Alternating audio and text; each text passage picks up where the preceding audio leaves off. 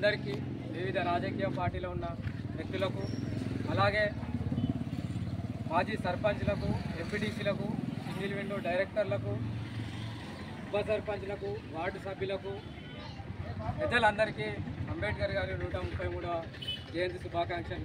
అందరి పేరు తెలిపడానికి టైం లేదు కాబట్టి ఎవరు అన్యదా భావించకుండా అంబేద్కర్ గారు మరి జన్మించి ఇయ్యాలటికి దాదాపు 133 సంవత్సరాలు జరిగినా కానీ ఈ భూమి మీద ఈ లోకాన్ని వదిలిపెట్టి వెళ్ళిపోయినా కానీ ఒక వ్యక్తి జీవించి ఉండడంటే అతని ఆలోచన విధానము, అతను చేసిన కృషి వలన డాక్టర్ బిఆర్ అంబేద్కర్ గారు మరి జీవించి ఉన్నారు. 133 సంవత్సరాల తర్వాత కూడా ఒక వ్యక్తిని మనం ఎందుకు యాద్ చేసుకుంటున్నాం, ఒక వ్యక్తిని మనం ఎందుకు తలుచుకుంటున్నాం? మరి ఈ లోకంలో ఎంతోమంది దాదాపు 700 కోట్ల జనాభాలో ఎంతోమంది రోజుకు పుడుతున్నారు, మరణిస్తున్నారు. అయినా కానీ డాక్టర్ బాబాసాహెబ్ అంబేద్కర్ గారినే మనం ఎందుకు తలుచుకోవాలి, మనం ఎందుకు యాదించుకోవాలి, మనం ఎందుకు జ్ఞాపకం చేసుకోవాలంటే మరి ఈ ప్రపంచంలో ఉన్న లండన్ లైబ్రరీలో ఉన్న పుస్తకాలలో చదివిన వ్యక్తి ఏకైక వ్యక్తి డాక్టర్ బిఆర్ అంబేద్కర్ గారు మాత్రమే. కారల్ మార్క్స్ గారు చదివారు, తర్వాత డాక్టర్ బిఆర్ అంబేద్కర్ గారు చదివారు. ప్రపంచ జ్ఞాని. ఇలా ఐక్యరాజ్య సమితి చూసుకున్నట్టయితే ఐక్యరాజ్య సమితి నాలెడ్జ్ ఆఫ్ ద సింబల్ అనే విషయాన్ని గుర్తించి ప్రపంచ జ్ఞాన దినోత్సవంగా ఇవాళ ఏప్రిల్ 14ను ప్రపంచం నలుమూలలా జరుపుకోవడం అనేది జరుపుతుంది.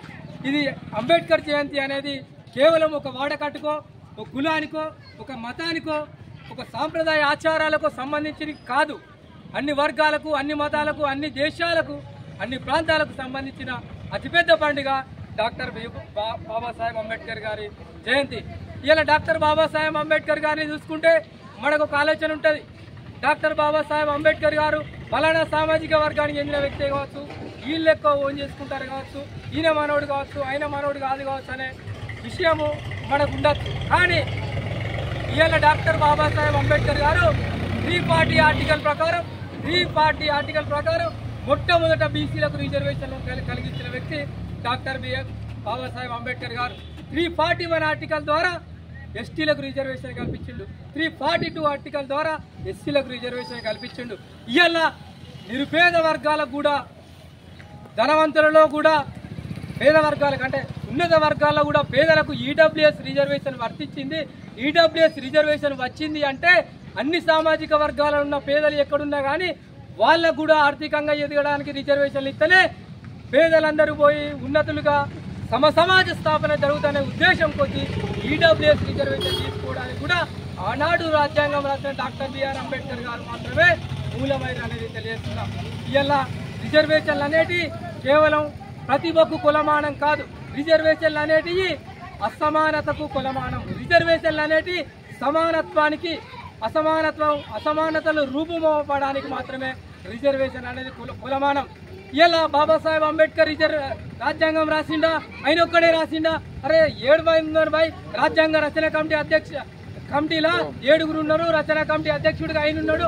ఆయన ఏం రాసిండు, ఆయన ఏమన్నా తోప అనే ఆలోచన కూడా నాకు చాలా మందికి ఉండవచ్చు. కానీ డాక్టర్ బాబాసాహెబ్ అంబేద్కర్ గారు రాజ్యాంగ రచనా కమిటీ అధ్యక్షుడిగా ఉన్నప్పుడు ఎవరైతే సభ్యులు ఉన్నారో మాల్వంకర్ కానీ ఇతర సభ్యులు కానీ దాదాపు అందులో 2 అనారోగ్యం పాలయ్యారు, ఒకరు లండన్ వేరు, 2 రాజకీయాలకు వేరు, ఒకరు స్వర్గస్థులయ్యారు. మిగతా సభ్యులను చూసుకున్నాడంటే ఒక్కరు మాత్రమే డాక్టర్ బాబాసాహెబ్ అంబేద్కర్ గారి మీద రాజ్యాంగ రచనా కమిటీ బాధ్యత పడ్డది. రాజ్యాంగ రచనా కమిటీ సభ్యులలో మాల్వంకర్ ఒక మాట అన్నాడు, నెహ్రూ గారు కూడా అన్నారు, అంబేద్కర్ గారు లేకపోతే ఈ రాజ్యాంగం రాసే బాధ్యత మాతోడు అయ్యేది కాదు, పూర్తి బాధ్యత కమిటీ సభ్యుడిగా నేను ఉన్నా కానీ రాజ్యాంగాన్ని అంబేద్కర్ గారు రాసిన విషయాన్ని వాళ్ళు పార్లమెంటులో కూడా నెహ్రూ గారు కూడా చెప్పడం జరిగింది. ఇవాళ బయట సమాజం కానీ ఎక్కడైనా కానీ డాక్టర్ బిఆర్ రాసిన, అంబేద్కర్ గారు రాసిన రాజ్యాంగం మీద కుట్రలు జరిగే అవకాశం ఉన్నది. కాబట్టి డాక్టర్ భీమ్రావ్ బాబాసాహెబ్ అంబేద్కర్ గారు మాత్రమే రాజ్యాంగాన్ని రాసిరనే విషయాన్ని మనం గట్టిగా ప్రజల్లోకి తీసుకువెళ్ళవలసిన అవసరం ఉన్నది. కాబట్టి అనే విషయాన్ని ప్రతి ఒక్కరు తెలుసుకోవాలి, తెలియజెప్పాలనే విషయాన్ని కూడా నేను తెలియజేస్తూ, అలాగే మనకు అత్యంత మనుషులుగా గుర్తింపబడడానికే ఈ భారతదేశంలో జనాభా లెక్కల్లో ఉండడానికే మరి ముఖ్యంగా అందరికీ ఓటు హక్కు కల్పించింది కూడా డాక్టర్ బాబాసాహెబ్ అంబేద్కర్ గారు. వివిధ ప్రజల అభిప్రాయాలను ఈ దేశంలో ఉన్న ప్రముఖుల అభిప్రాయాలను కోరినప్పుడు వాళ్ళు వివిధ అభిప్రాయాలు చెప్పారు. ఇన్కమ్ ట్యాక్స్ కడితేనే ఓటు హక్కు కావాలన్నారు, లేదంటే భూమి ఉన్న ఓటు కావాలన్నారు, మెట్రికులేషన్ చదువుకుంటే ఓటు హక్కు కావాలని అప్పుడున్న 1930 సంవత్సరంలో వాళ్ళు చెప్పారు. కానీ డాక్టర్ బాబాసాహెబ్ అంబేద్కర్ గారు ఒకే ఒక మాట అన్నారు, ఈ దేశంలో కులము మతము భేదం లేకుండా, స్త్రీ పురుష లింగ భేదం లేకుండా, ఏ భేదం లేకుండా ఈ లోకంలో ఈ భారతదేశంలో పుట్టిన ప్రతి ఒక్కరికి 21 సంవత్సరాలు నిండిన ప్రతి ఒక్కరికి తర్వాత సవరణ చేసి 18 సంవత్సరాలు రావడం జరిగింది. 21 సంవత్సరాలు నిండిన ప్రతి ఒక్కరికి ఓటు హక్కు కల్పించాలనే చట్టాన్ని మరి ఆయన ప్రతిపాదించిన వ్యక్తి డాక్టర్ బాబాసాహెబ్ అంబేద్కర్ గారు. ఇలా మహిళల కొరకు తన మంత్రి పదవికి రాజీనామా చేసిన ఏకైక వ్యక్తి డాక్టర్ బిఆర్ అంబేద్కర్ గారు.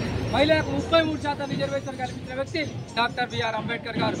ఇలా ఏ సామాజిక వర్గం నుంచి అయినా ఒక సర్పంచ్, ఒక ఎంపీటీసీ, ఒక వార్డు నెంబర్, ఒక సింగిల్ విండో, ఒక ఎంపీపీ, ఒక జడ్పీటీసీ, ఒక ఎమ్మెల్యే అవుతానంటే దానికి కారణం భారత రాజ్యాంగం డాక్టర్ బిఆర్ అంబేద్కర్ గారు. అంబేద్కర్ గారు లేకపోతే ఏ రాజకీయ పదవి, ఏ రాజకీయ పార్టీలో పదవి కూడా మనకు లేదు. రాజకీయాల గురించి మాట్లాడాల్సిన అవసరం ఇక్కడ లేదు. కానీ మనకు తెలియాలి కాబట్టి చెప్తున్నా, రాజ్యాంగ వ్యవస్థ వచ్చిందంటే డాక్టర్ బిఆర్ అంబేద్కర్ గారి ద్వారా, ప్రజాస్వామ్యం వచ్చిందంటే డాక్టర్ బిఆర్ అంబేద్కర్ ద్వారా, స్వేచ్ఛ వచ్చిందంటే, సమానత్వం వచ్చిందంటే, సౌభాతృత్వం వచ్చిందంటే, లౌకికవాదం వచ్చిందంటే, ఏ ఒక్క మేలు భారతదేశంలో ఉన్న ఏ బిడ్డకైనా మేలు జరుగుతుంది, మంచి జరుగుతుంది. ఇలా జగన్మోహన్ రెడ్డి గారు అంటారు ఏపీలో, మీకు మేలు జరిగిందా, మంచి జరిగిందా, మా కోటేరు అంటారు. ఆ మేలు భారత రాజ్యాంగం చేసింది, డాక్టర్ బాబాసాహెబ్ అంబేద్కర్ గారు చేసిరని నేను చెప్తున్నా. వివిధ రాజకీయ పార్టీలు ఇవాళ ఎలక్షన్ కమిషన్ చెప్పాలి, మీకు మేలు జరిగిందంటే భారత రాజ్యాంగం ద్వారా జరిగిందని చెప్పాలి అనే విషయాన్ని ఎలక్షన్ కమిషన్ గారికి కూడా మేము విన్నపించుకుంటూ, ఇక్కడున్న ప్రతి ఒక్కరికి, వచ్చిన ప్రతి ఒక్కరందరికీ పేర్లు చెప్పుకోవడానికి టైం లేదు కాబట్టి నిర్వాహకులకు కూడా అన్నకు ప్రత్యేక ధన్యవాదాలు తెలియజేస్తూ, జై భీమ్, జై భీమ్.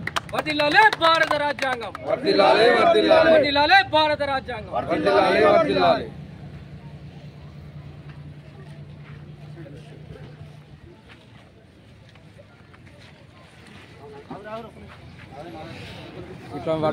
నన్ను కూడా పట్టించింది.